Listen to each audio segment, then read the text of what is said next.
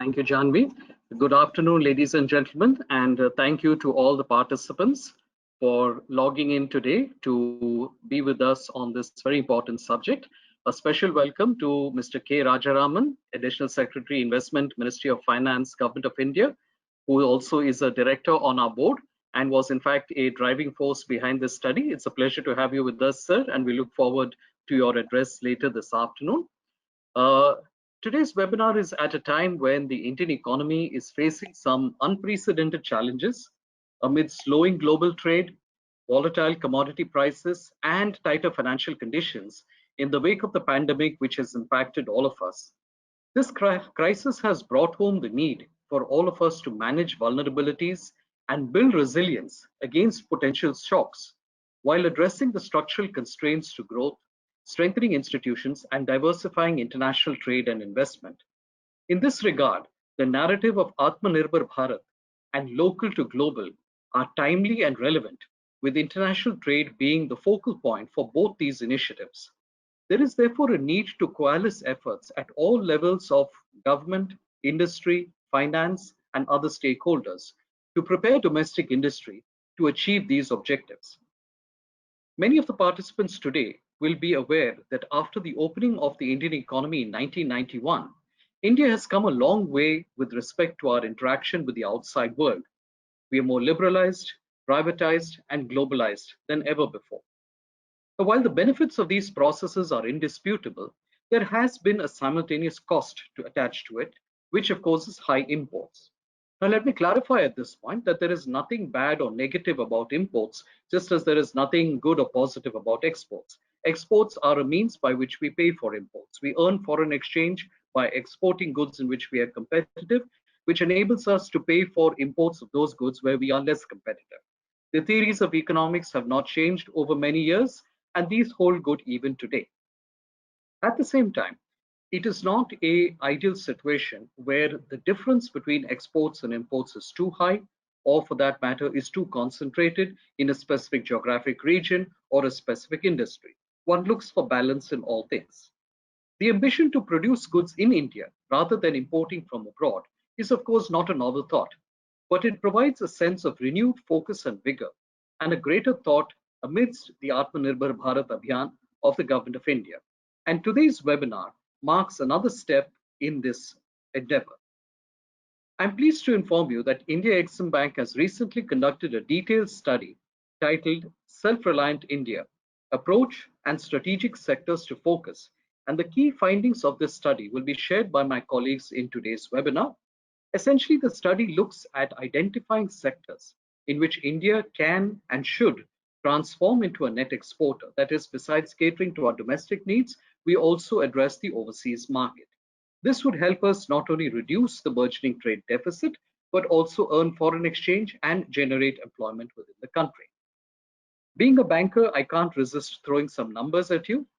Between 1991-92 to 2019-20, almost 30 years, exports from India have increased from just 18 billion, that's $18 billion in 1991-92 to $313 billion in 2019-20. This is an increase of over 17 times. Bear in mind also that these are dollar numbers. Over this period, the Indian rupee has depreciated significantly, so the actual growth in exports is understated by the dollar numbers. In reality, exports have grown even faster.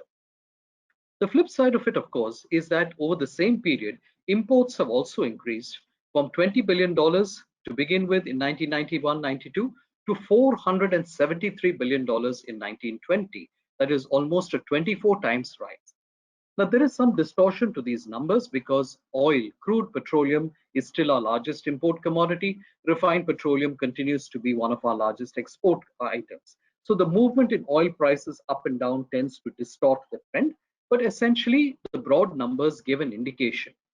Despite our best efforts, we have become more dependent on imports than ever before.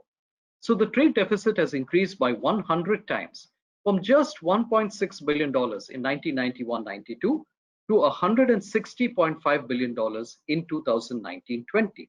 Now let me add a pinch of salt to that. The picture isn't as bleak. Remember that when our trade deficit was $1.6 billion in 1991-92, our forex reserves were not even 1/4 of this number. Today, even though our deficit is $160.5 billion, our total forex reserves are almost 400% this number. So the situation is very different. The economy is much stronger, but certainly we must aspire to greater self-reliance. Government of India has been looking to transform India into one of the largest manufacturing hubs in the world. It has taken steps to keep the industry efficient and resilient to global shocks, to help them stabilize their footprint in the domestic market, and to penetrate global markets by negotiating, renegotiating trade policies with various countries, and so on.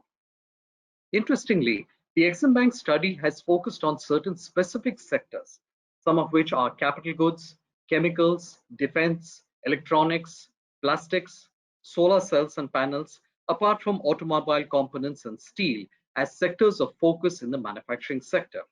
It also looks at strategies to secure rare earth resources and the cultivation of pulses and oilseeds abroad through strategic collaboration. Now, very interestingly, import of all these items by India in 2019-20 amounted to US dollars $186 billion. Now, that number is 39% of India's total imports last year and 50% of our non-oil imports. If you look at it vis-a-vis the trade deficit, these sectors contributed to about $91 billion of the trade deficit in the year 2019-20, more than half. In percentage terms, the trade deficit witnessed in these sectors was about 57% of the total trade deficit of the country. Further, the deficit of these sectors is 128% of the non-oil trade deficit, giving you an idea of the scale of the deficit in the analyzed sectors and why we are focused on these particular sectors. It is particularly important to note a simple statement, but of course a very important one. If the trade deficit in these sectors is neutralized, India could achieve a positive trade balance in non-oil merchandise trade. Even if it is partly neutralized, our position would be significantly better, and that is the importance of Atmanirbhar Bharat and the importance of this study today. Now, it's important also that when we incentivize and assist Indian industry in reaching this goal, we must look at the WTO compatibility of policies and investments. As per Article 3.1 of the ASCM, the Agreement on Subsidies and Countervailing Measures of the WTO, several of our existing sector-specific schemes, the EHTP, the Electronic Hardware Technology Parks, the export-oriented units, the special economic zones, the export promotion capital goods schemes, all of which seek to incentivize specific export performance, are prohibited subsidies. So given this, we need to look at ensuring that any new incentive framework for domestic players is aligned with WTO guidelines. Therefore, they must be focusing on production and capital investment subsidies, R&D incentives, tax exemptions, interest subvention, and so on, but not specific export linkage. Importantly, the federal structure in India gives a very powerful role to the state governments to design their own investment policies and sector-specific incentives to attract investment and promote growth. So it is essential that the state governments actively engage in improving the ease of doing business. I'm happy to share with you that Exim Bank of India has been partnering with a number of state governments to work with them most of the time on a pro bono basis to help them map their export potential of their countries and help prepare their own export policy strategy document. The latest such was the government of Kerala, which we launched earlier this month. And I would invite you to visit our websites where you will find all these export style policy strategy documents. They are downloadable free of cost, and I invite you to look at them and take advantage of them. Overall, while the manufacturing sector plays a key role in economic growth and development, as also in promoting job creation and enhancing technological capabilities, the recent performance of India's manufacturing sector, sadly, has been indicative of an underlying inertia. The share of manufacturing in India's gross value added, or GVA, declined to 15.1% in 2019-20 as compared to 18.35% a decade ago, despite the strong and growing private consumption demand in the country. Clearly, we need to pay attention to this. And with greater international attention on our potential for investment, greater participation in global value chains, this is an opportune time to push for rapid progress on structural reforms to drastically increase domestic capabilities. Ladies and gentlemen, this webinar is an effort in India Exim Bank's ongoing endeavor to create, facilitate, and enable the environment for exports in the country. We look at providing inputs for macro level policy changes while also specializing in micro level interventions to support global businesses. Several of our flagship programs, the lines of credit, the buyer's credit, the overseas investment finance, the term loans, and the newly launched Ubarte Sitare program all help exporters in growing their business, and we invite you to take advantage of all of these. Today, as we move forward, I'm particularly delighted to welcome our chief guest once again to this seminar. It is our pleasure to have amongst us today Mr. K. Rajaraman, Additional Secretary Investment, Ministry of Finance, Government of India. Mr. Rajaraman is a Senior Indian Administrative Service Officer of the Tamil Nadu cadre. He holds a BTech in Electronics and Communication, a first-class MBA, and a master's degree in economics. That is a phenomenal array of qualifications, sir, and it shows the quality of the interventions that we receive from you. Interestingly, Mr. Rajaraman started his career as a design engineer in BHEL Trichy, and thereafter, during his experience in the IAS, he has held a number of administrative positions in the areas of investment promotion, foreign direct investment, public sector undertakings, industrial infrastructure, VAT administration, etc. He was also the managing director of the Chennai Metro Railways for almost 4 years during its early construction phase. He was a commissioner for commercial taxes in the government of Tamil Nadu and joint secretary expenditure in Government of India in the recent past. His interests are in the fields of right to information, industrial policy and investment promotion, human development, consumer protection, disaster management, urban mobility, and entrepreneurship. And in fact, he has contributed a large number of articles on several of these subjects in the mass media.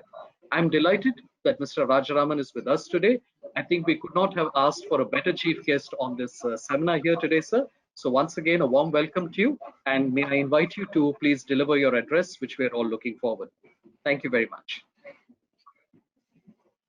Thank you, Ms. Rasminia, and good afternoon to all the members, the officers of Exim Bank and the participants of this webinar. I would like to first of all congratulate Exim Bank for having carried out the study, which is very important and a timely one.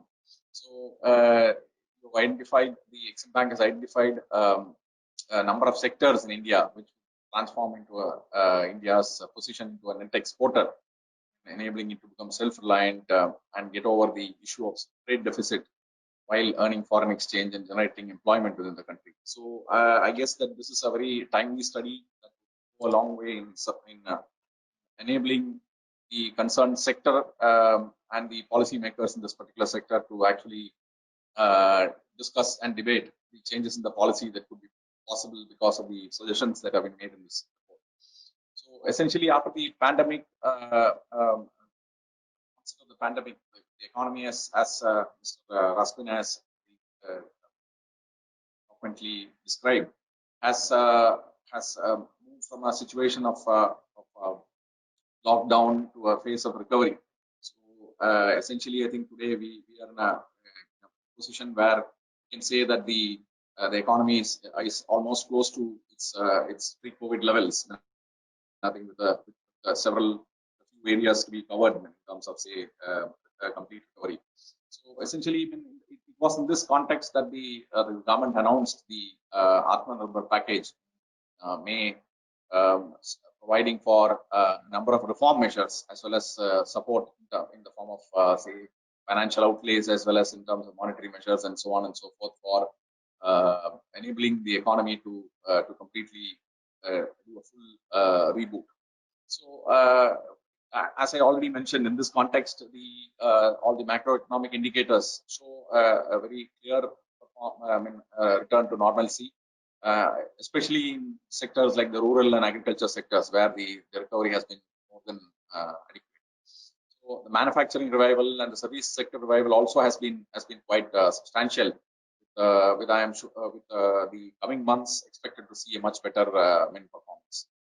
Now, essentially, if you look at the parameters of the package which has been announced by the government. It essentially talks about the need to become self-reliant in various strategic sectors and also to enhance the ease of living of the citizens. So the opportunities which have been identified span several sectors. I think the government's reform initiatives have spanned several sectors, which some of it which find mentioned in the report as well. So essentially, if you look at the concept of Atmanirbhar Bharat, as has been clarified by several speakers in the past several months since its announcement, the Atmanirbhar Bharat is not about being insular or closed to the world economy. Rather, it is about being self-sustaining, self-generating, or becoming more self-reliant, and especially in areas where traditionally India has relied upon global supplies substantially. So essentially, the Atmanirbhar Bharat is also about strengthening the Make in India initiative, which has been going on for the last several years, and to produce more of what we don't produce in substantial quantities, and and to produce more, especially for our own internal consumption, because there are many sectors where India continues to be a very large importer, as has been mentioned by Mr. Rajpunian and has been brought out very well in the report. So essentially, the search was to identify such sectors, identify ways and means by which I think this objective could be realized.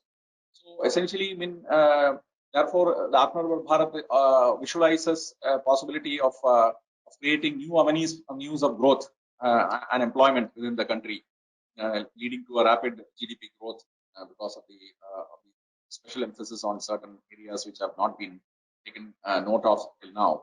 So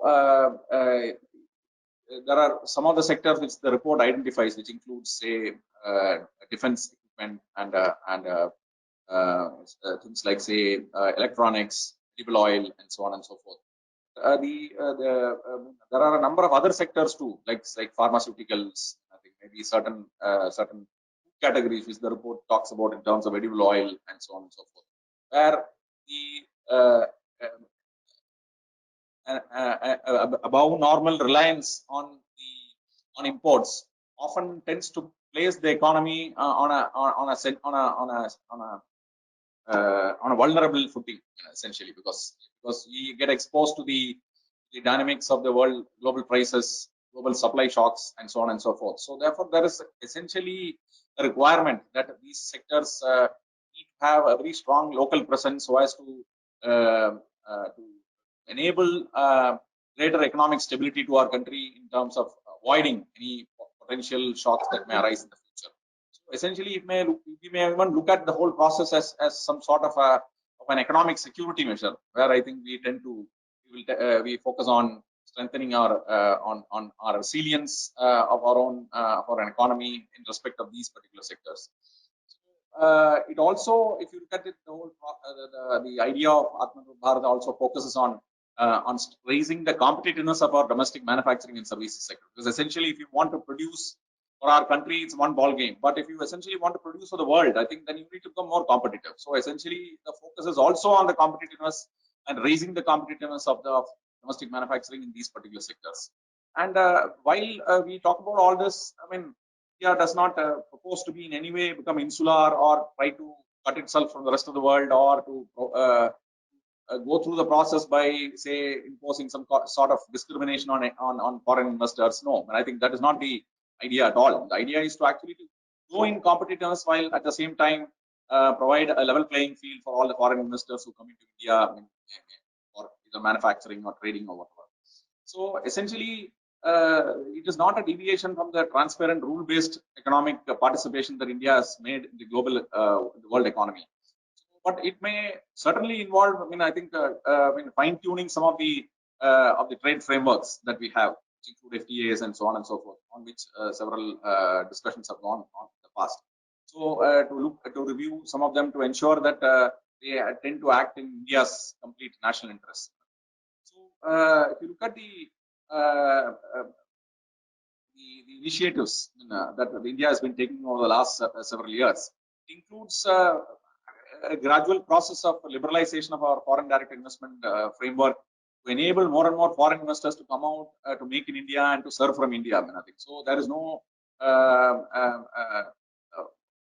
mistake about the fact or doubt or a doubt in that trajectory, I think, which enables India to become a more open economy. But at the same time, I think it is also focused on strengthening the frameworks within the country in terms of ease of doing business, in terms of, say, the logistics, in terms of, say, competitiveness, which I just now mentioned, to enable global players and the local industry to operate competitively and produce more goods in a more cost-effective manner. So essentially, I think the whole idea is to create, enhance the strength of competition within the economy from all by all means, providing better quality products and services to the customers. So the focus is also on, has been mentioned in the past by the Prime Minister. The focus is also on technology, and I think in terms of bringing in new systems, new innovations to act on the economy to release the creative products and services in the market. It is also about improving the infrastructure in the economy to enable competitiveness to improve. It is also about, say, improving the skills amongst our workers to enable the workers and the service providers provide world-class services from within the country. So a combination of all these factors would definitely have to work together to enable this concept of Atmanirbhar or self-reliance to actually come into place. So the Exim Bank report is a very timely report, and it analyzes the various sectors which are prioritized in the form of say greater policy action and greater interest and the involvement by the industrials by the industry at large. So they have mentioned the capital goods industry, which is a very important core industry as far as we are concerned. So I guess the suggestions and the recommendations that go on in terms of setting up high technology manufacturing zones and so on and so forth are very timely and be supported. Similarly, if you look at chemicals and products, and I think I have to especially mention the government initiative launching the production link incentive scheme for the active pharmaceutical ingredients and medical devices, source materials for the pharma industry, and so on and so forth. So this scheme essentially tends to support more competitive manufacturing and to get over the disadvantage sometimes our industry suffers from, which has been suffering from a long time. So we believe that all these measures should enable the migration of manufacturing of these products to India. As far as defense sector is concerned, I think the package, the Atmanirbhar Bharat package, actually announced a set of initiatives which include indigenization of a number of weapon systems, reducing creating a separate budget provision for domestic capital procurement, which will essentially support local domestic manufacturing. It also focuses on creating on making the defense procurement process faster and simpler for the local manufacturing sector, and setting up, say, a project management unit to support local vendor development and contract management and so on and so forth, improving the test procedures and trial procedures and so on and so forth. So a number of policy decisions have already been taken. The report, Exim Bank's report, actually provides for more suggestions, which I think I'm sure that can be considered by the respective departments in furthering the cause of domestic production.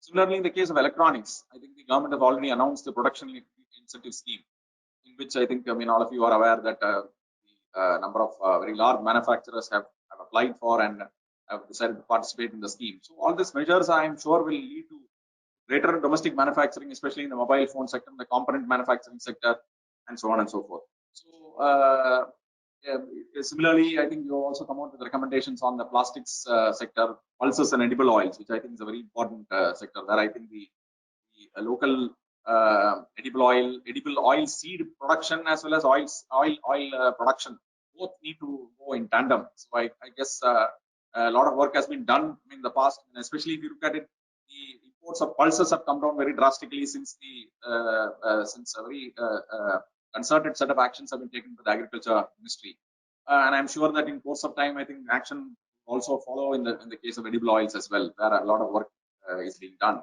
So a number of good suggestions also have been made here. The other case is the case of rare earths, which is a very timely mention, I think, which by the Exim Bank. In fact, I think Financial Times ran a very large article yesterday, I think, highlighting how China accounts for about 80% of the global mined supply of rare earths in the world, which consists of about 17 metallic elements, which largely go into high-tech equipment, whether it is a submarine or magnets or wind turbines or the turbines of fighter jets and so on and so forth. So wherever you have high-tech, I think the rare earths find a place. So I think they are very strategic in nature. I think the Exim Bank's report has actually pointed out to a very, very important area where I think a lot of strategic initiatives are required by the players in this sector. I'm sure that the recommendations which have been made by them will definitely need to be examined by the concerned departments. I'm sure that a lot of good follow-up decisions can be made based on the recommendations. Similarly, I think the issue of solar cells, I think a number of recommendations in auto components, etc. So I would, I think it's I would like to thank for the excellent thought-provoking studies they have made, and I'm sure that they should be hosting sector-specific workshops to actually bring together industry and the government departments together on these specific verticals that they have identified. Come out with a more granular action plan, which would definitely be actionable by the industry as well as by the government. I would end by saying that the package already announced has laid the foundation for all these initiatives by creating reforms which cuts across sectors, but also certain sector-specific reforms. A lot more work can be done based on the inputs which have been generated because of the Exim Bank's report. These few words, I once again thank you, and I look forward to a very active webinar today. Thank you very much. Thank you, sir. We will now have the digital launch of the study which has been undertaken by Exim Bank.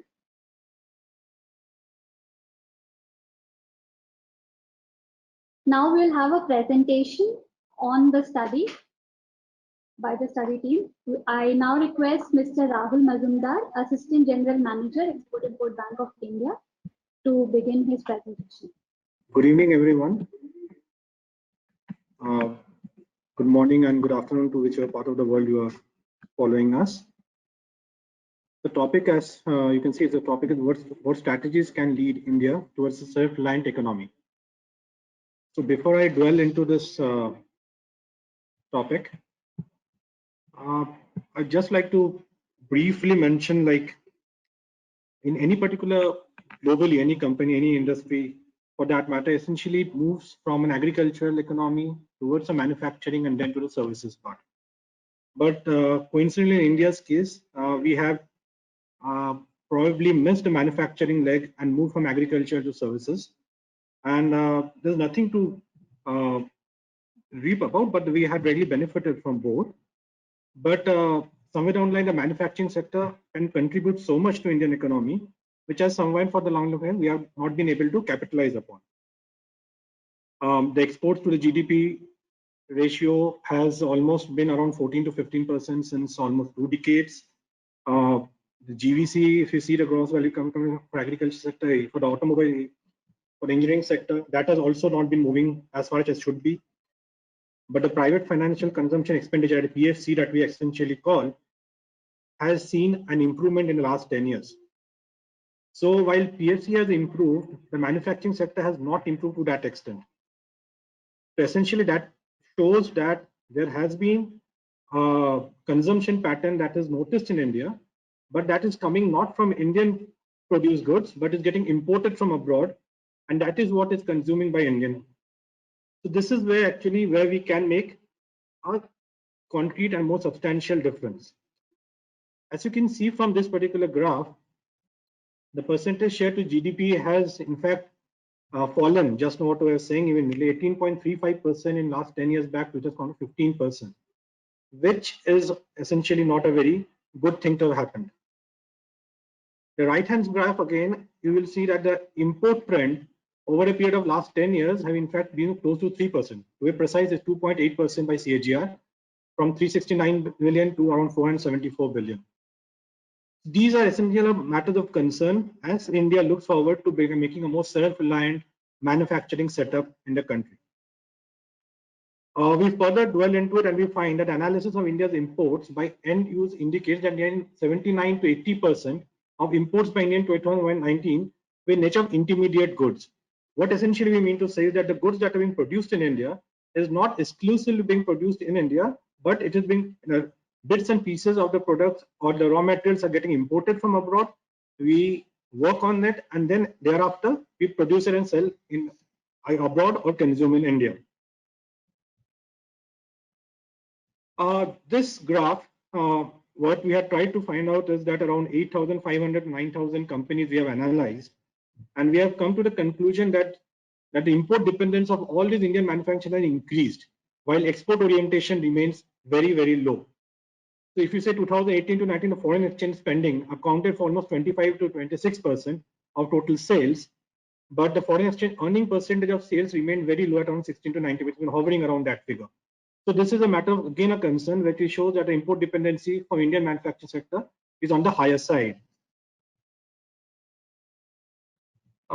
Here again, we had what we have tried to do is that we try to find out the foreign value added in gross exports, and we have found out that there are substantial number of products. Let's assume you will find from the middle one, from basic metals, fabricated metals, computer electronic and optical products, electrical equipment, machinery, transport, so many specific products have been on the higher side because we have been importing these products from abroad to produce it in India. So the overall impact dependency for Indian manufacturers, so it's almost on 15 to 16%, which is 2014. That figure might 2014 because that's the most latest available data from OECD. And the high import intensity of the manufacturers also translates to higher level of foreign value added content. That's what we actually were saying. So if India continues to import from abroad to produce goods in India for domestic consumption and for possibility of export, so that's again, as I was mentioning, it's a matter of concern. So all these figures are essentially when in the same position, same fact that India's reliance has to be more on Indian products rather than from abroad. So this is a very snapshot of some of the products that are of concern to India. APIs, just now sir was mentioning that at some point of time India was, even if I say it was not self-sufficient, it was relatively much more self-reliant on producing goods by itself. But what has happened over a period of time is that India started depending much more on imports from China. The reason being because China is able to produce goods in much competitive rates. And hence, of course, Indian companies which would like to import, it would like to import it from the lowest price available that's in the market. So almost India faces almost 10 to 30% cost disadvantage as well compared to China. The second part is solar modules. Now, the solar modules, of course, I'll come in detail in a part of this presentation. Sometime in 2010-11, India, basically, if I set up the ante to try and produce a lot of solar products, become more energy efficient, and so on and so forth. And at some point of time in the early 2010 and 2011, India was in fact exporting something. Now, when we are exporting solar, it was minimal, but today it has. India, though it has been producing, it's consumed domestically, but we have tried to import a lot. So that's why another concern arises because we have started importing solar products from China per se in this context. So as you will see, the graph is saying that 70% of solar modules are currently imported by China, which is a threat. So both APIs and solar, where we actually pharmaceuticals or solar, where we actually trying to focus upon, and we continue to rely upon a third country on a continuous basis, that's a matter of concern for India. Electronics, as you might be aware that most of our trade deficit arises from electronics, is a huge contributor to India's trade deficit. And the share of around 39% of total electronics imports from China itself. So that's again on the higher side. Auto components, India is, I would say, we are trade surplus in auto components, if I compare overall, but there are blocks here and there which we continue to import from China, which is again is a matter of concern, and that's which will be have to be plugged in. We will again answer these queries in later part of it. Insecticides and pesticides, India among top importers of large domestic country, 53% of India's imports are from China itself, in the insecticide. So basically, if you see HS codes, there are organic, inorganic, insecticide, pesticide. So organic pesticide HS2808 is where essentially we plug on. The fourth is the steel. Steel again, like it's an auto component. We are okay. We are producing ample. India is the second largest producer of steel in the world. But there are blocks here and there which we continue to import. Of course, we had suffered a huge impact from the FTAs that we had signed with Japan and South Korea almost around 8-10 years back, which keeps on limbering around us. The last and third graph which you see in the right hand side, I think gives you a big plot of how much we import. So essentially, organic chemicals, if we are importing from abroad, 40% come from China, 39% of electronics comes from China again, 34% iron and steel again comes from China, machinery 31, dyes and pigments as I'm mentioning, 28%, fertilizers 27, so on and so forth. So essentially, our dependence on China gets reflected in a significant amount through this graph and this product that we are essentially mentioning here. This is a very interesting table if you find. Just to make it very simple, you will find on the left hand side, you will have three particular products that are being highlighted. Firstly, it's on the red is the aircraft, spacecraft and parts. On the top, you will find iron, steel and consumer electronics. So these three on the left hand side are products where India needs to really pull up its socks and really work hard so that it can become self-reliant. There are products on the right hand side where Indian companies have moved ahead. They are able to produce goods in ample amount and been able to export as well, but there's still a long way to work on to improve upon itself. So before I dwell into the study, so we will be covering this study in broad categories. We will cover chemicals first, that is chemical industries, plastics, pulses and edible oils, which is a real concern, rare earth, solar cells and modules, machinery, defense equipment, electronics, steel, and auto component. The first few of the products, in fact, are essential products with a large trade deficit exit, and we really need to work upon. The last two, as I just now mentioned, steel, auto components, we're fine with it, but there are pockets which needs to be plugged in, and we need to do better. Just to summarize the entire products over there, 186 billion of imports by India if we convert, of 474, 186 billion of imports. So 39% of overall imports comes from overseas. 50% of non-oil imports are essentially moving out of crude oil and vessels, which constitutes a substantial amount of our imports. And 57% of our total trade deficit is basically constituted because of these products mentioned above. So hence, it needs a substantial amount of dwelling. So I come first to the chemical sector. So the chemical sector, you will find that India has improved the production capability from financial year 10 to financial year 19, that is 18-19. It has moved up the ladder, with alkali chemicals constituting almost 70 to 70% of its production. On the second graph, you will find that despite India overall manufacturing sector moving up, the chemical industry has not moved up to the extent or catch up with the manufacturing sector per se, which essentially showcase the bandwidth that is still required where we can really make up and close up with the manufacturing sector as a whole. We only have the organic, inorganic, dyes, pesticides, and pigments of which I mentioned. Excuse me. Yeah. And the fourth graph here, you mentioned the exports and imports of chemicals. So you'll find that the exports of chemicals, we essentially suffer from a trade deficit in the chemical sector. The exports have almost doubled. Imports have not doubled, but is almost near double, from 17 billion to almost $31 billion in last 10 years. Exports 13 to 27. So there it remains ample gap of 3 to 4 billion GDP trade deficit that we suffer from. The share of chemicals in India's exports have improved. As I said, it has improved, but there's still an ample amount to grow forward to. The import sources of chemicals. Now here again, you will find that chemical, as I was mentioning, 33 to 34% of India's imports come from China itself. So though China is nearby, we have not signed any sort of an FTA with China. We are not part of any agreement with China. Despite the fact we have a substantial amount of trade deficit with China only in terms of chemical.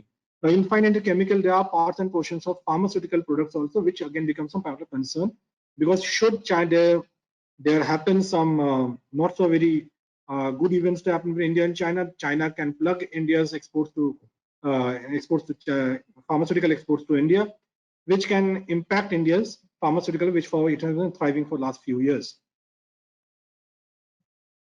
So here, what we are trying to dwell in, we identify a few products where the high import orientation is there, and of course, high import dependency on China. For example, the phosphoric acid, that is almost, which we call it H3PO4 in chemical terms, which we have almost $1.9 to $2 billion trade deficit. We're importing a large amount from Morocco and Japan.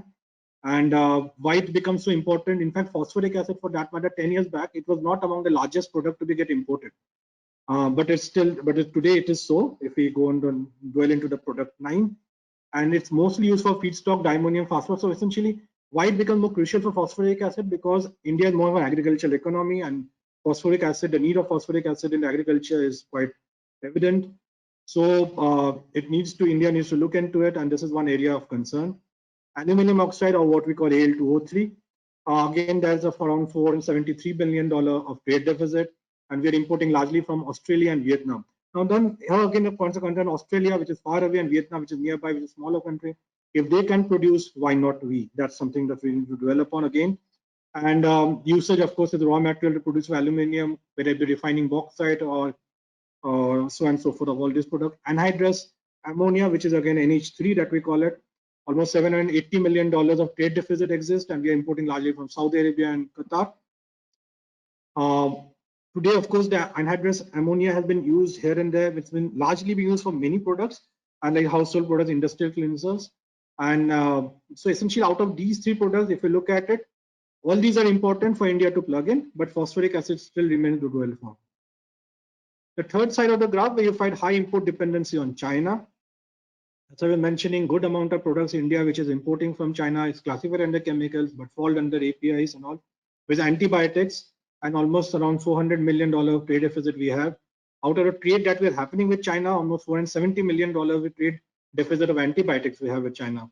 So essentially, this is very, very important to look at. Penicillin, again, on the same ground, almost around $550 million of trade deficit exists with India for penicillin. But with China, we have around $409 billion trade deficit. Same with heterogeneous nitrogen compounds. All these 6 products are of huge import orientation is there, which India needs to look into in the days to come. So what's the way forward essentially for chemical industry? So though the number of solutions that can be provided have been wide and excess, but what we are providing here for 3 broad categories of products: only import substitution and through capacity addition. What we mean by here is that India, as I'm mentioning, that we are suffering from trade deficits. So India has to provide, the government has to provide a lot more incentives to the sector so that it can produce goods of chemical nature substantially, especially again mentioning pharmaceutical remains a huge root for concern. And we're looking to look forward. There are a lot of backward linkages that is happening in the chemical industry, which needs to look onto, and we look into forward linkages into the chemical rather than the backward linkages that we suffer from. The global value chain, as I just mentioned, India is lying low in the global value chain of chemical industry, which needs temperament over here. Need to give greater focus on enhancing India's integration of global value chains, enabling domestic manufacturing specialized across value chains of production. The third is something that will not exactly on the global value chains participation, but something to hover around is that it's not only India which is importing from chemicals, but there are most of developed economies like US, Japan, and Germany, which are essentially importing a good amount of chemicals from across the world, including China for that matter. Now, when they are importing, it does not mean that they're not able to produce it. They are importing because they are finding it competitive in nature. So India, given the relationship with all these economies, if India can work with them and asking those companies to come and open plants in India, share the technology know-how, so India can not only produce for itself, but can also export to these destinations at a much lower cost. So this is something that we can also look into while we are dwelling to the foreign direct investment policies that we keep preparing. The next is in the plastics sector, which of course is again a cause of concern. But then what happens in the plastic sector is that India has the production of plastics have increased and has almost doubled in last 10 years. But there's ample need for growth for the plastic sector. But the downstream hydrocarbon is essentially which are areas which dwell in plastic sector, with mostly from crude oil and natural gas. It modifies it and then it uses in the downstream and hydrocarbon areas from plastics. The use of plastic, as you could see, is plethora of use, if I can say that. from plastic module goods to polyester, soft luggage, writing instrument, PVC, that's polyvinyl chloride, leather clothes, packaging, consumer, sanitary, fire fittings, electronics, and so on and so forth. The usage of plastic in today, in fact, the use of plastic was not that, let's say 10, 15 years or 20 years back, which has really picked up. As you can see, the graph itself showcases that. So the demand, and we need to cater to the plastic industry as such. The foreign trade, as you see, the way we actually suffer from a trade deficit, as I was saying, that the demand for plastics in Indian economy has increased. And today we have around a $7 to $8 billion trade deficit that we suffer from. So even if I then imports on the lower graph, you will find that imports of plastics have moved from 2%, 2.5%, 2.1% to almost 3.1% in last 10 years. So the essential demand for plastic, it gets amply covered by these graphs. It shows that there's a demand, implied demand in the plastic sector. Within the plastic, the positive part of it is that the PET, that is called polyethylene terephthalate, there's one sector we are actually benefiting from. We are actually exporting. We're the largest, third largest exporter in the world. But if you look at an import from where we actually suffering is the PVC, that is the polyvinyl chloride. That is C2H3CI, if I'm not wrong, it's called. So it's around 45% of it is getting imported. And again, India imports from China, say 19%. So this again is something that we need to look out as we look from the China perspective of imports. Like the previous year again, we have identified 4 areas which needs more focus if we look into the plastic. Firstly, the PVC, we have trade deficit almost $2 billion, 1.9 billion to be precise. And we are importing from Japan and Taipei in Asia. Why it becomes important for PVC, as I mentioned, is the high strength of thermoplastic material which is used for medical devices, wire, cable, insulations, and so on and so forth. Polyether, which again is almost the trade deficit is over 430 million, and we are importing it from China and Singapore. It's used in rampantly on the automobile, raw materials for rubber, plastics, pipe insulations, brake fluids. So even if we can compare almost PVC and polyether together, it's almost $2.5 million or $2.5 billion, sorry, of trade deficit that we suffer from. Focusing entirely on China, there are 2 broad categories: articles of plastics and non-cellular plastic, where we're importing, and the usage of this is, again, it's quite important that we need to take focus on it. The trade deficit is almost $260 million for articles of plastics, whereas non-cellular is China, which is $432 million.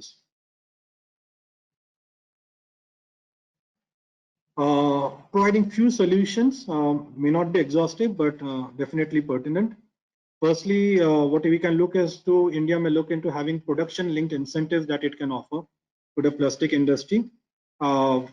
This has recently been being offered the electronics industry, if I'm not wrong, recently. And if that's the case, this is a very good opportunity for India to look into this. By production-linked incentive, essentially we'll be inviting companies to come and produce plastics, different varieties of plastic, and should they produce the goods at a certain level, a certain magnitude, incentives would be provided to them. So this can be a good incentive provider for the plastic industry per se. The second is of the PCIR, that's the petrochemical and petroleum chemical and petrochemical investment region that the government is recently looking into it. In last few years, a lot of discussions on this regard. So essentially what happens in this PCIR, the VESN imports ethylene. The ethylene is a compound which is predominantly used, but unfortunately what happens is that if we produce ethylene and take it to the end use, the cost incurred is almost, let's assume, if it's according to some research, in fact, it's around 50, so less than 1 rupee cost for transferring ethylene through a pipeline rather than through by producing it through goods or services exports, which will be around 500 rupees per meter. So that's the magnitude of ethylene transported to goods, not in goods and products, which will help the plastic industry per se. The third is the capital creation for the raw materials. A large fraction of PVC is produced in India is based on ethylene dichloride and vinyl chloride monomer. So these are more technology and plastic, more under the chemical side of the product for the plastic, which is essentially being used. Enhancing the availability of ethylene, which actually I was mentioning to cover the increasing demand supply, will be really helpful for the plastic industry as a whole. The last, of course, we are mentioning of the CEPA, that is the Comprehensive Economic Partnership agreements that we have already signed, and perhaps are looking forward to signing it. So likewise in the chemical sector, India can look into signing CAPAs with many of the developed countries which are actually manufacturing plastics. We can look at how we can come and produce goods into India, manufacture products in India, which can be helpful for both India and for the domestic companies over those countries. The third over here is pulses and edible oils. Now, pulses and edible oils, of course, is like India is agriculturally almost surplus country. It's but when it comes to import, it does import around $19 billion of trade deficit. $90 million of imports is there for agricultural sector, of which around $10 to $11 billion is alone from pulses and edible oils.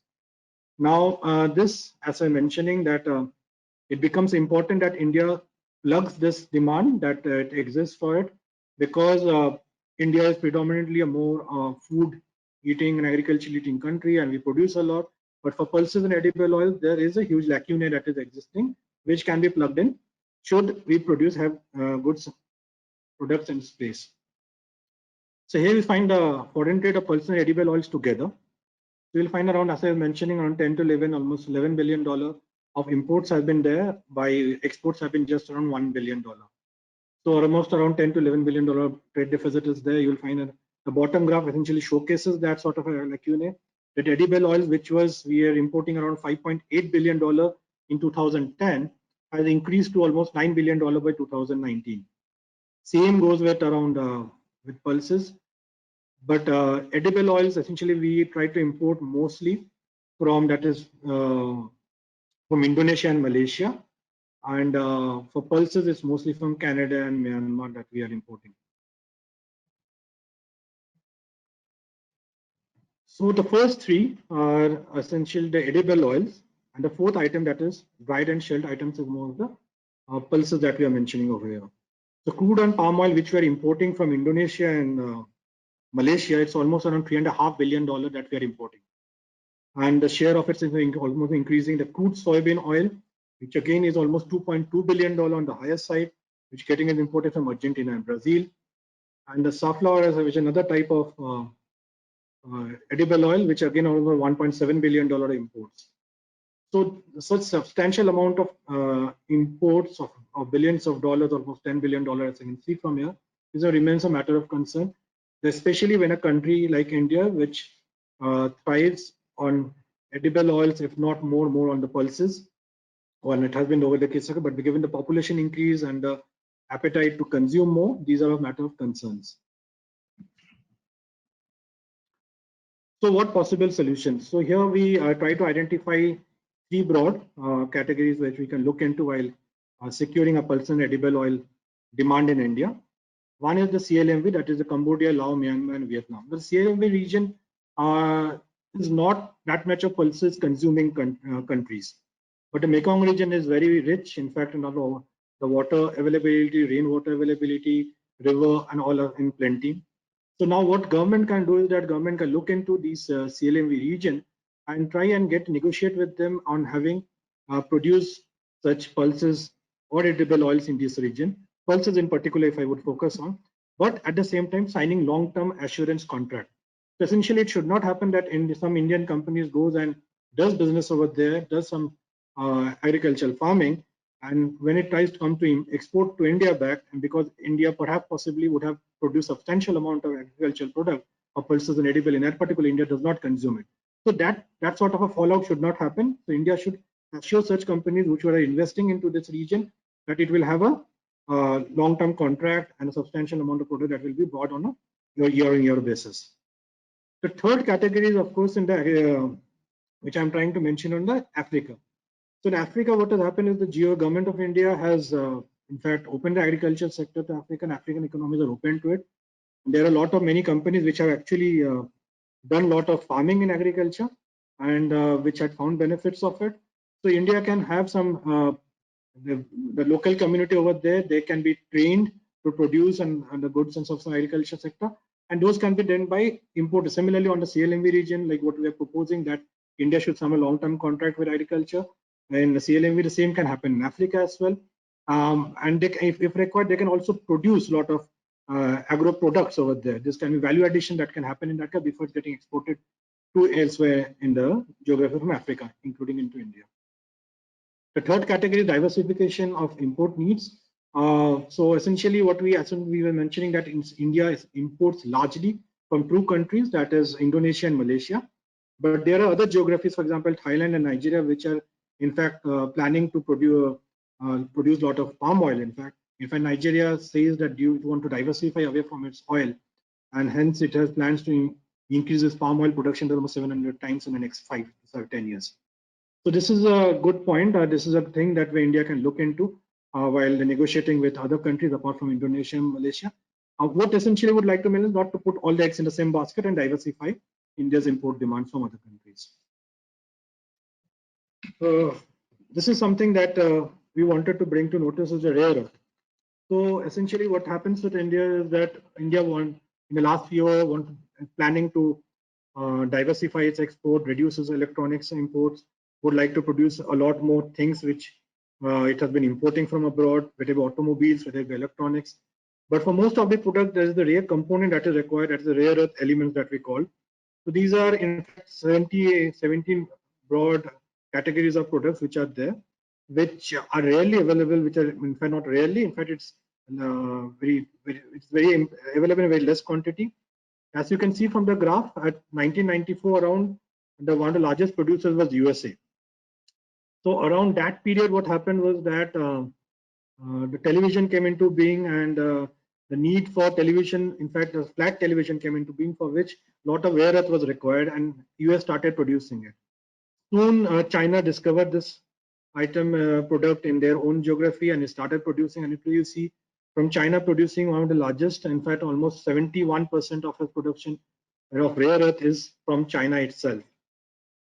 The usage of rare earth products is almost 26%. I can see it's globally from magnets itself, producing magnets, metal alloys is 19%, polishing, catalyst, phosphoric acid, glass, and so forth.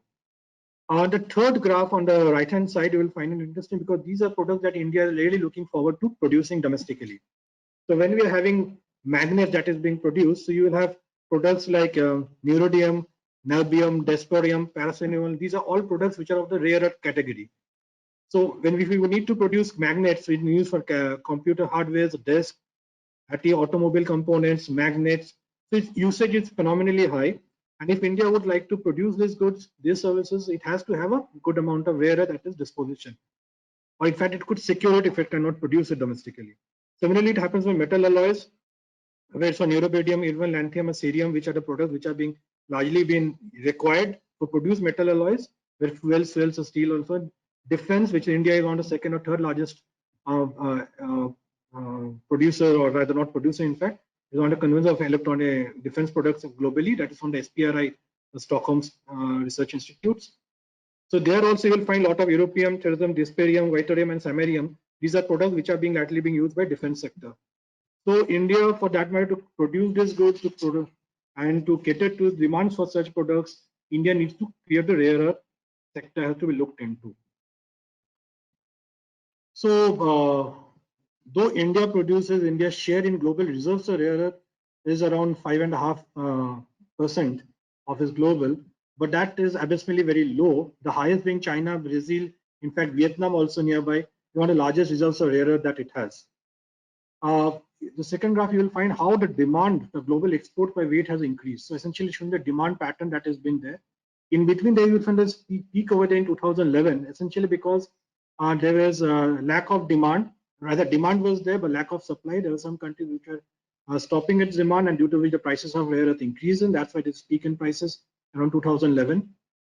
The major exporters of rare earth, of course, is China, Japan, Thailand, Norway, and Germany.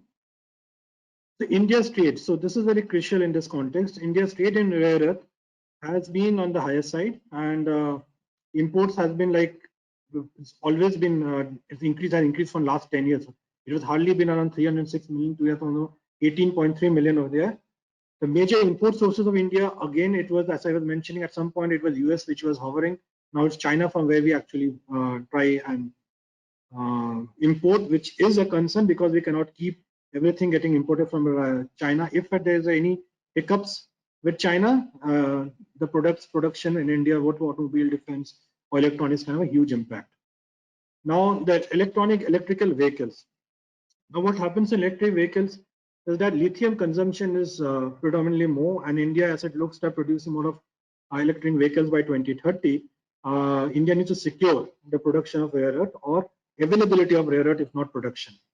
Same goes with renewable energy, with India saying that India would be on a solar mode of almost consuming almost good amount of 175 gigawatts of renewable energy it would like to produce by 2022 of 100 gigawatt from solar. So essentially, this again becomes a concern because solar PV cells are used for rare earth as well. Defense, as I was mentioning, a good amount of defense product require rare earth products, rare earth elements, which for that matter would be required for India to produce. Similarly, on the last visit, the electronic sector. So essentially, all these four sectors, which India is keenly looking forward to be self-sufficient and self-reliant, India needs to secure a rare earth establishment from abroad. So this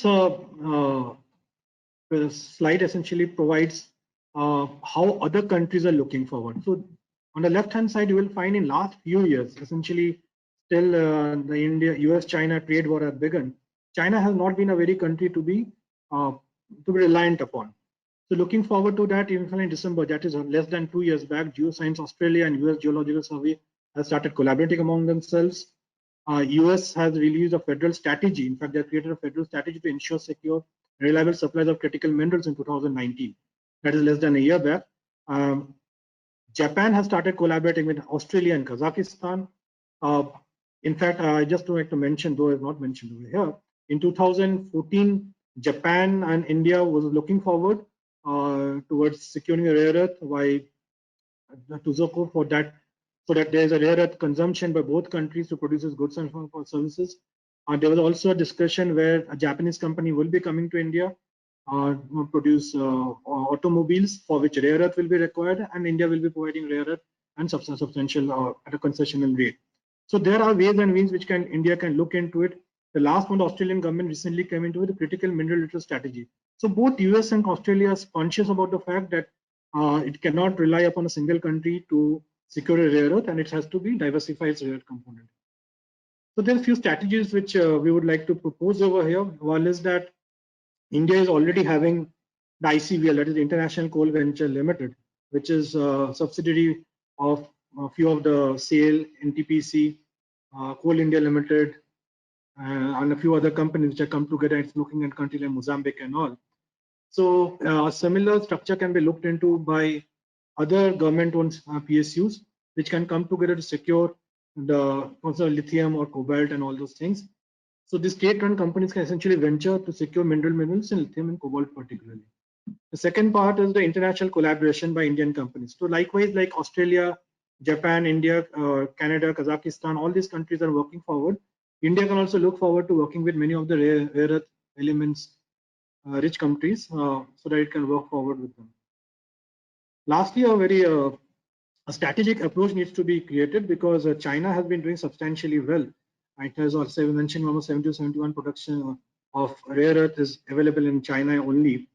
So many of the Chinese companies, Chinese banks or financial institutions have set up some sort of models where it can support its own companies which are looking abroad. Similarly, India can look towards creating a dedicated overseas strategic investment fund, which could be housed and administered by a specialized government financial institution, as I mentioned, almost like the Chinese model. The fund resources could be used for strategic investment by central and state PSUs. It can confine itself to rare earth, but it can also diversify to other more strategic programs that can require. The proposed fund could be also become an arm of the existing financial institution with specialized operations in diverse areas, and of course, including rare earth. The solar sector.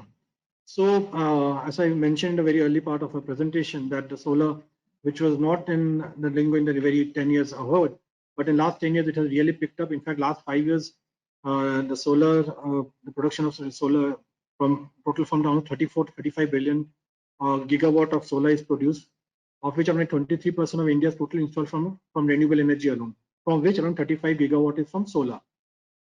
So the population of India and the need for electricity can be well captured by the solar sector because almost 300 days of sunshine is available in India, and according to some studies, it can almost 5,000 trillion kilowatt per year of solar can be produced in India, which can be helpful.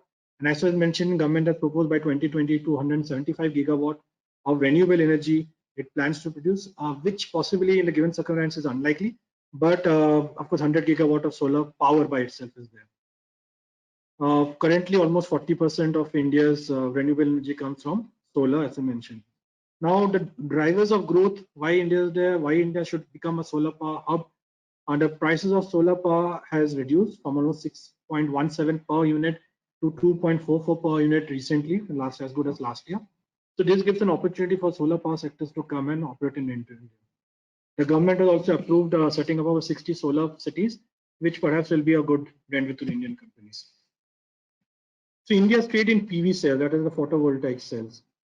So in the photovoltaic cells, again, we have been importing significantly, almost 73-74% from China itself, which again, as I mentioned, in all these cases, these are all concerns from China because we have been quite focused on China. India's exports of PV cells were recorded on 277 million in 2010. However, imports of PV cells registered a higher AGR of 58% in recent times. So this becomes, as I mentioned, a concern. India's net import of PV cells in 2011 with a trade deficit of $2.1 billion, which could be seen from the graph on the left-hand side. India's exports of PV cell has been very small, but India of late has started exporting as well from Vietnam, US, and all countries. So what to do going forward? There are three broad things that we have mentioned over here. So there are times when government introduces safeguard duty for solar cells. It has done the first time in the year 2018, and it continues to be there. It has been promoted. It has been extending the facility every 6 months, and even now the safeguard duty is there. But the best part for Indian companies to take benefit from the safeguard duty is not to continue and not to be totally reliant on safeguard duty, but this should be seen as an opportunity to improve itself, to produce goods at a nominal cost and more competitive cost rather than China, from where it's actually imported, because it cannot be, the safeguard duty cannot be there forever. So the market mandatory uptake of domestic, that can also be another one. For example, a few years back, government has told all the state governments to actually renewable purchase obligations were introduced, which of course didn't take off to the extent which it should have taken off. And so these are opportunities where the production demand locally becomes there, for which Indian companies can produce solar modules and solar cells. The second category, of course, we are saying that the incentivizing the domestic manufacturing and provision of viability gap funding. The viability gap funding could be provided for setting up solar wafer and ingot manufacturing. Both solar wafer and ingot are not available in ample amounts in India, which could essentially be looked into. VGF essentially will provide a grant, a one-time or deferred supports infrastructure projects that are economically justified, but fall short of financial viability, which would be helpful to promote manufacturing of solar wafers and ingots. As I'm almost coming to an end of it, the last slide, our targeting of global importers for Make in India. Now, as you're aware that India signed the International Solar Alliance in 2015-16, and this provides an opportunity where India can actually work with 110 or 120 countries which are actually signed up with ISA. So most of the developed countries, especially European countries which have signed up, they can look into India and produce goods into India, so it can consume in India as well as exported from India to other geographies which are part of our International Solar Alliance. This is the second lifestyle. Steel, as I was mentioning, we have our trade surplus in steel, and we have been increasing this supply.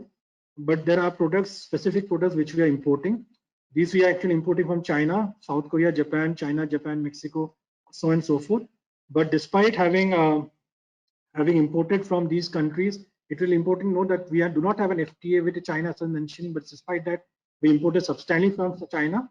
South Korea and Japan, of course, are looked. So essentially, India could look into reviewing all the FTAs that it has signed. The reduction on dependency of China is the same, almost like we are importing a lot of bolts and nuts, standard wires, and so on and so forth.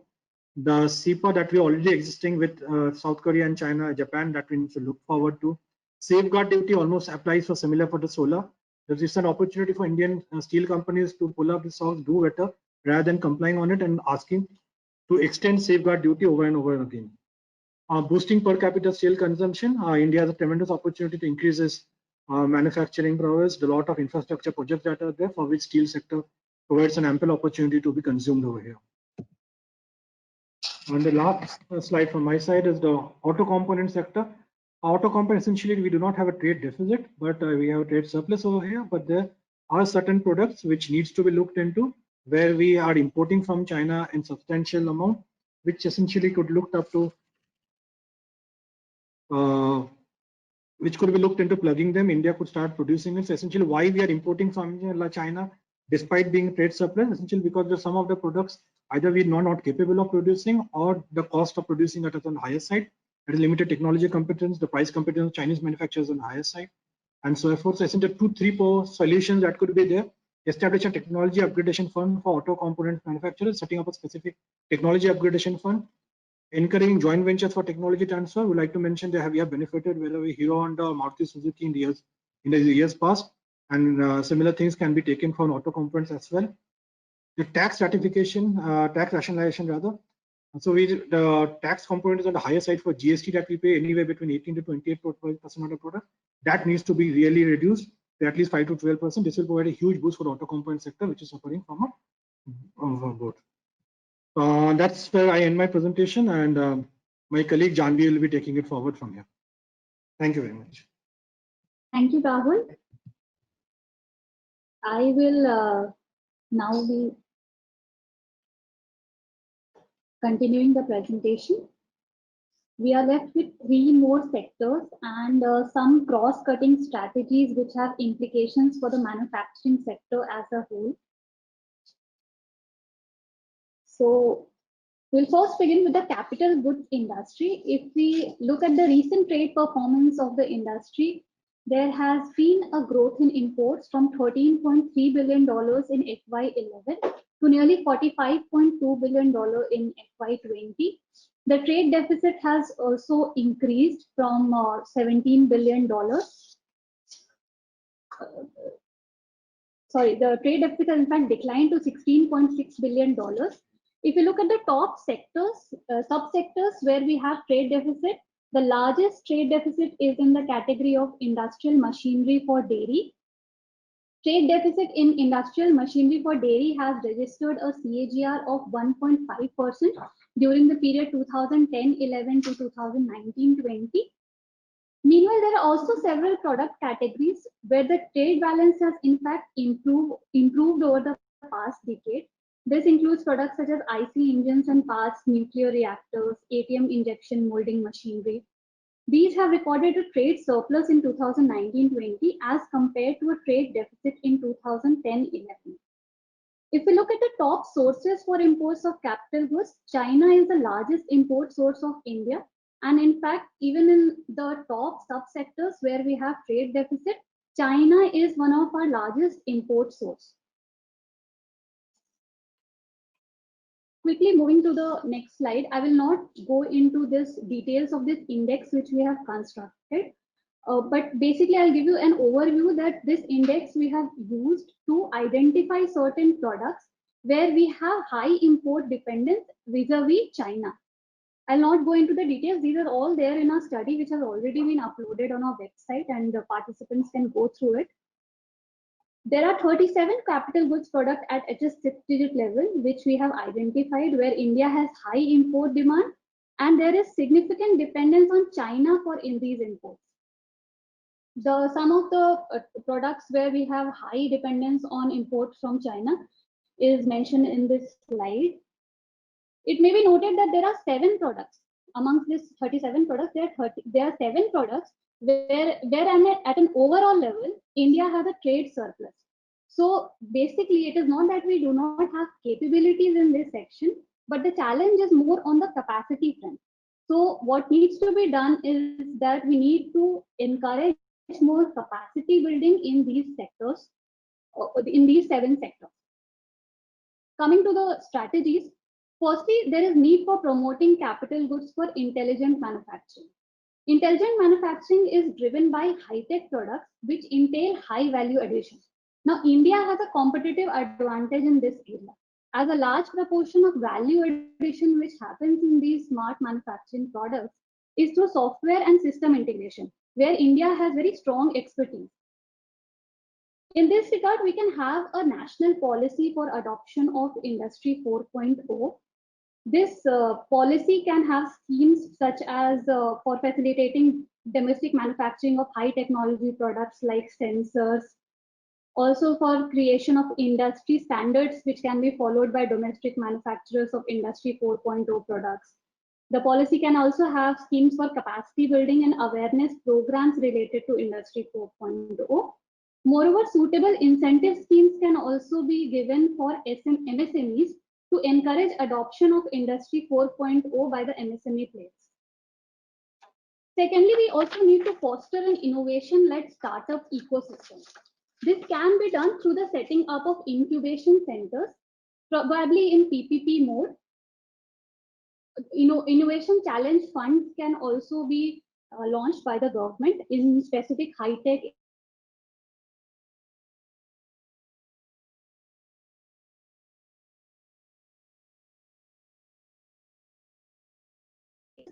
voucher is a very interesting concept. Several countries such as the UK, Germany, and Australia have introduced this scheme. Under this scheme, MSMEs can avail funding to access professional skills, services, or knowledge to commercialize an innovation idea. So application under these schemes are evaluated on very rigorous criteria on various technological parameters. And then these innovation vouchers are extended to MSMEs, which acts as an incentive for them to approach knowledge providers seeking innovation-related solutions from these knowledge providers. There's also a need to upgrade the testing and certification infrastructure in the country. Currently, the testing infrastructure is fairly limited, which forces manufacturers to undertake testing in high-cost laboratory overseas. So there is a need to upgrade the existing laboratories. Also, there is a need to set up more testing and certification infrastructure, perhaps in PPP mode. Another thing which the government could consider is that it can provide funding assistance through refund of expenses which are incurred by companies in getting the technical certifications. This will not only be important from the point of view of improving the quality of the products, but these certifications will also be beneficial in accessing the export markets for these products. There is also the issue of inverted duty structure in the capital goods, where there is much lower duty on imports of finished products as compared to raw material. I will not go into the details, it is there in the study, but this issue needs to be resolved. There are specific examples which have been mentioned in the study. There are also various issues in the FTAs and PTAs which India has signed. For example, I'll just give one example. In India, Japan, SEPA, which we have signed, zero duty is applied on injection molding machines. So basically, they do not face any duty on imports. But the parts and components which are produced in India, they face custom duties when they are imported by companies. So while we are getting the finished product at zero duties under various FTAs, our own domestic manufacturers are paying for the parts and components which are used in the production. Similarly, as we have identified nearly 37 products in the, as I highlighted in the previous section, in many of these products which we have highlighted, China enjoys low tariffs under AFTA which we have signed. So again, we need to renegotiate some of the FTAs and PTAs which we have signed. We also need to encourage investment in high-tech manufacturing zones. These high-tech manufacturing zones are region neutral, so they do not need very large land areas. So even smaller states and UTs, they can also provide incentives and encourage investments in setting up these high-tech manufacturing zones. This will require, of course, very close interaction and consultation with the state governments, because their intervention will also be crucial in setting up of these zones.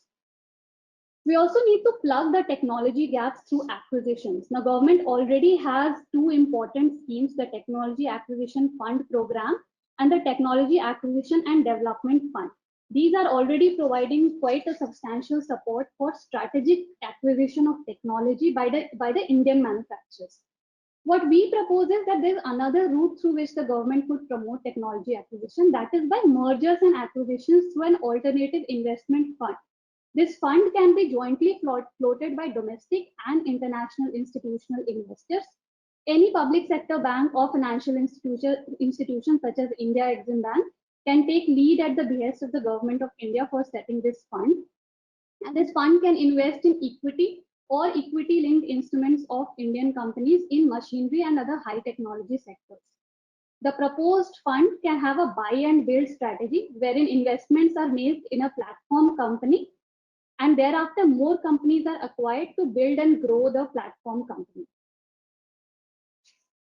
Coming to the next point, that is of public procurement. Now, Indian government has taken a lot of steps to improve the procurement processes and make sure that the benefits percolate to the manufacturing industry as well from the procurement process. One thing which we have recommended specifically in context of the capital goods is that the condition of prior supply can be relaxed for capital goods, as the technology in this sector is constantly evolving and there are many new players which come into this. Instead, the procurement can be evaluated on the basis of technology intensity and supply capability instead of prior supply conditions. We have also suggested joint ventures in certain sectors such as textile machinery. Although in textile machinery in certain sectors such as spinning, we have state-of-the-art technologies, but in other sectors, we do not have very strong expertise. So building joint ventures with European countries, such as Germany, Japan, and Switzerland, the companies in these countries, if you form JVs with this, it can lead to an improvement in the quality of products in the textile machinery sector. One thing which we have proposed here is that the market access initiative of the government can include visits for scouting JV partner from top source country as an eligible activity for high technology sectors. This will be beneficial for scouting of JV partners by Indian companies. Quickly, the defense sector, I will not go a lot into the data part. Just I would like to highlight that it's a monopsony market. Government is the sole buyer, and so the government policies are very important for steering domestic production in this sector. All these data is there in the study, and so you can have a look at this. I'll just directly go to the strategies without wasting much time. One thing which we are recommending is that there are certain inconsistencies in the announcements which have been made recently under the Atmanirbhar Bharat Mission program and what is there in the existing policies of the government. For example, the strategic partnership model, under this model, the maximum permitted FDI is currently at 49%, but the new FDI announcement allows for 74% investment. So there is a need to relook these policies so that these can be made more consistent with the new announcements. A very important aspect is that of the draft offset guidelines. Now, we have a draft offset policy since 2005, and there have been regular fine-tuning of these policies. We have made 3 major recommendations in the offset policy of the government. The first is that the quantum of our offset is lowest. It's among the lowest when we compare it with several other countries. For example, our current level is at 30%, but that of Israel is 50%, UAE 60%, and in countries such as Malaysia and Canada, the offset quantum is at 100%. If you look at the threshold value also, it is amongst the highest for India at $267 million approx. If we compare this $267 million of India with other countries, Israel had a threshold value of only $5 million. UAE $10 million, South Korea also $10 million, Malaysia $12 million, and Canada $14 million. So there is a need to relook these quantum and threshold value for offset. There is also a need to consider different quantum levels for single source procurement and competitive tendering. So for single source procurement, we can have a lower offset value and we can have a higher offset value in competitive tendering. We also need to reconsider the multiplier coefficients for parts and components in the offset guidelines. Currently, the multiplier for full components is 1, but for parts and components, it is only 0.5. So we could reconsider the multiplier coefficients. There are also certain tax impediments which can be removed. We also need to reduce the number of procurement categories, which has increased from nearly 2 to now 8 categories, and there are overlapping elements in these procurement categories. Some of these could be merged probably. One important aspect is that of facilitating export credit. We have suggested that we set up a defense development fund, which can be probably managed by the Exim Bank. Several other ECAs have similar funds. So the domestic development fund could be one of the suggestions for improvement of defense exports. Electronics, let me just skip the data. These are the products which have been identified, which have high import dependence in China. Here, we need to attract large-scale GVC-oriented investment. There are certain recalibration which is needed in the PLI scheme and the SPECS scheme which have been announced. These could be recalibrated. The details are there in the study. We have also proposed a debt venture fund for interest subvention on working capital, which can be extended to electronic sector.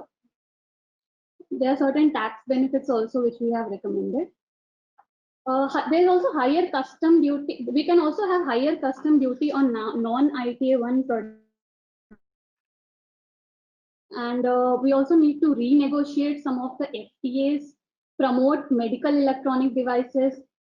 Also, we need to promote strategic electronics. We have suggested the trusted foundry model, which is there in the USA. We have recommended that in case of India as well.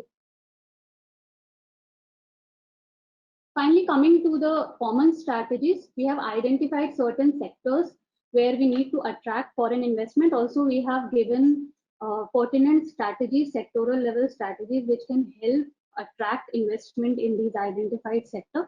We have also suggested some guidelines for improving the public procurement process. Also, we have highlighted the role of state government in improving the business climate. We have also highlighted the need for recalibrating various FTAs and RTAs, which we have formed with various countries with introduction of graduation clause, sunset clause, and trigger mechanisms. We also need to promote R&D and innovation-friendly ecosystem in the country. There are certain policy suggestions we have made, such as reinstating greater income tax deduction on expenditure incurred on R&D. We have also suggested a mechanism for capacity building of industrial clusters. We need to conduct a thorough industrial assessment of these clusters and then undertake relevant capacity building initiatives. There are already certain initiatives which have been taken by the Government of India. These can probably further be bolstered. Finally, coming to the last slide, we need to work on simplifying property registrations and acquisition of land, and also enforcing contracts. These are two areas where we need to improve the ease of doing business. We also need to work on skill development initiatives. Probably some centers of excellence, specialized centers of excellence can be formed. Also, finally, we need to create a market market for competitive procurement of steel, which is an important input which goes into a lot of industries. This was a very quick presentation from my side because we had a short of time. Please, you can read the study for more details. We'll just quickly see if we have time for any questions.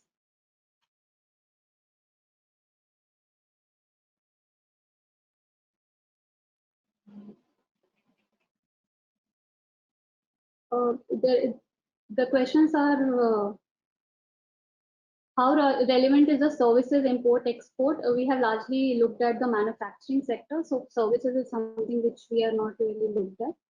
I think we can quickly go to the vote of thanks by our CGM Praladan Iyer. Good evening, everybody. Mr. Rajaraman, Additional Secretary, Department of Economic Affairs, Ministry of Finance, Government of India. My Managing Director, Exim Bank of India, ladies and gentlemen.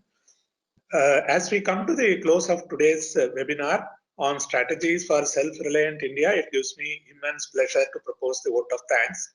On behalf of Exim Bank and on behalf of the participants, I express my gratitude to Sri Rajaraman for kindly consenting to be here with us today and also delivering an insightful address. Sir, your extensive involvement at the policy implementation level and also your learned insights provided a wider perspective on the issue of India's import dependence and how we can make the economy as a self-reliant economy.